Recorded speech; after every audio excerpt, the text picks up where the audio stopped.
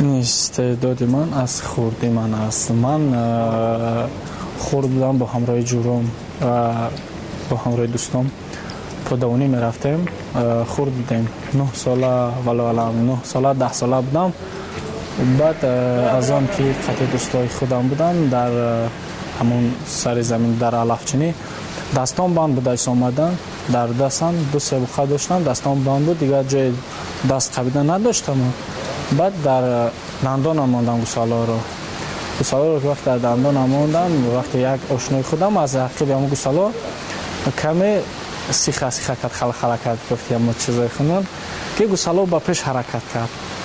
من گوسالا رو در دندان من بودم وقتی من بسونی عقیب حرکت کردم گوسالا هرچند پیش حرکت کرد من عقیب من خودم در تجربه اومدم در هیجان اومدم که من چنین استعداد چنین چیز برای من هست. من از یک ماشین تا 14 ماشین به دندانم میکشم با میسرم دمج میکنم لمچکا میخورم و لیزوه رو در دهانم میمونم 30-40 پولا میکنم میبرم و سنگ 12 میلیمتر رو میخورم و با بالای خودم ماشین های میکنم تا 500 کیلو 600 کیلو رو در بالای شکمم وزن میمونم باز بر دندانم 80 90 تا 100 چند کیلو را حجم میکنم. چون من از خوردن به نهایت اکتیوری با اکتیور شدن رو دوست می‌داشتم از خوردن. بعد از همین حساب اکتیوریم شرایطم پورا نبود. پدرم در زندان بود. بعد حرکت به پیش کردم.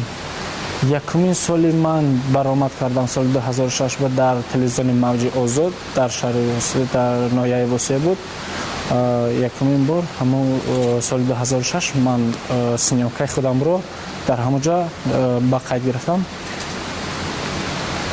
ماشین کشی من بود. من سال 2009 یکمین بار که زندگی سال 2009 یکمین بار که مرا برای من زندگی مشکلی اومد. بعد من با سفر کردم به مسکو. من تا سال 2000 سال گذشته در همونجا بودم در مسکو در ولادیمیرسک اوبلاست بودم. آرزو دارم که یکون سپانسر یابم و نام وطن خودم رو در تمام جا گفتم که پخش کنم و غیرت خودم رو بالا بردارم. آرزو دارم که یکون سپانسری خوب یکون چیز بیارم.